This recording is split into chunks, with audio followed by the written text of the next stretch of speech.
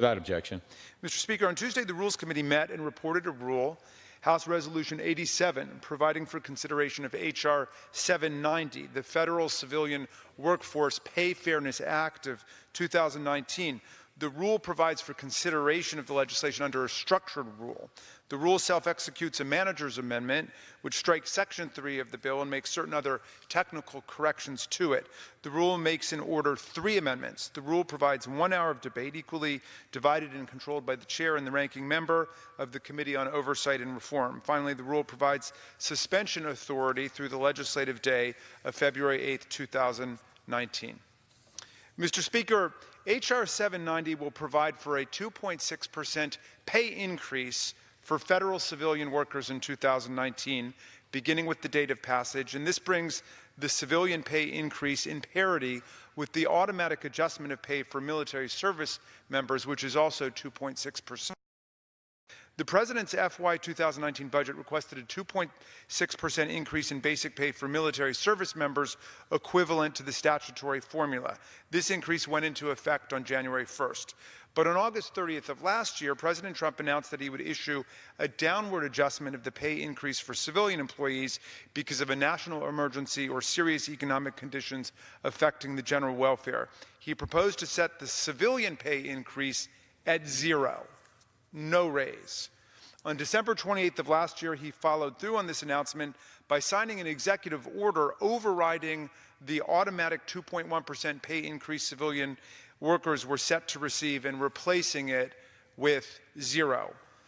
Congress can override and Congress should override this executive order with legislation providing for a pay increase for our hardworking federal civilian workers, and H.R. 790 does just that, with a reasonable 2.6% increase, matching the increase going into effect for military service members.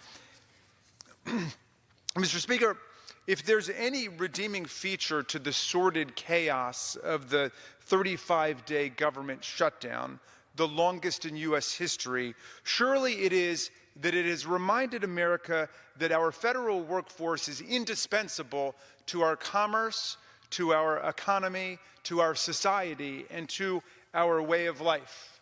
We have been reminded that if you take away the air traffic controllers, you take away air travel. If you take away the transportation security agents, you take away transportation security. If you take away the park service rangers and the park service maintenance personnel, you take away our ability to enjoy the national parks free of litter and garbage and backed up sewage and criminal activity. If you take away the food safety inspectors from the and other agencies, you threaten the food supply with E. coli and salmonella and insect infestation. If you shut down the EPA, you empower the polluters to foul the air and dirty the waters. If you shut down the Department of Justice, you throw a monkey wrench into the ability of law enforcement to go after the mafia, Medicare fraud, white-collar crime, human trafficking, and all of the criminal enterprises endangering public safety. If you shut down the National Weather Service, you threaten transportation, travel, and public safety. If you stop paying Customs and Border Control officers, you weaken border security and you demoralize our Border Patrol. And if you shut down NOAA, you disable America's first responders in the campaign to meet the challenges of climate change. And all of it has an effect on the private sector, too. If you furlough the people writing checks for home mortgages, farm subsidies, State Department personnel, and private contractor payments, you threaten to ruin private contractors, home purchases, small farmers, and small businesses. If you were to cut off the VA, you would cut off the veterans, and if you were to pull the plug on the Social Security Administration, you would threaten tens of millions of Americans who depend on Social Security. The contribution that more than 2.1 million federal employees make to our country is indispensable, it is incalculable, and it is irreplaceable. Mr. Speaker, throughout the 35-day self-identified Donald Trump shutdown, the American people not only witnessed the surpassing dedication and patriotism of the federal workforce, 30% of which is made up of veterans, but we were reminded of the critical nature of the work that they do for all of us. They deserve a raise. And we should override President Trump's insulting and embarrassing 2019 pay freeze for the federal workforce. To be clear, federal workers deserved a raise before the shutdown. The Federal Salary Council, an advisory body of the executive branch established to provide recommendations on locality pay, found at the end of last year that federal employees' salaries on average lag behind those of the private sector by almost 31%, a finding based on U.S. Department of Labor data culled from more than 250 different occupational categories. 900,000 federal workers earn less than $60,000 a year. And we've seen in the soup kitchens and the food pantries and in the desperate pleas of our constituents for their families how many federal workers are just 1 or 2 paychecks away from disaster. So federal workers deserved a raise before the shutdown, when 800,000 of them were furloughed or compelled to go to work without any pay and had to take out loans from family members or credit unions just to pay their monthly bills. They deserved a raise before President Trump imposed the federal hiring freeze in 2017 and before he froze federal worker pay in 2019. They deserved a raise before he tried to cut their health benefits and before he issued 3 executive orders that would have made it easier to fire federal workers and destroy their collective bargaining rights, orders that were promptly struck down in federal court. But if the federal workers deserved a raise and needed one before President Trump declared war on the workforce of America, before Steve Bannon defined the goal of the administration as deconstruction of the administrative state, before they were derided by the president as Democrats and vilified as the deep state, surely the economic and moral debacle of the shutdown makes this modest 2.6% pay raise a powerful and inescapable imperative today. Mr. Speaker, the federal government simply must do much better as an employer of our own.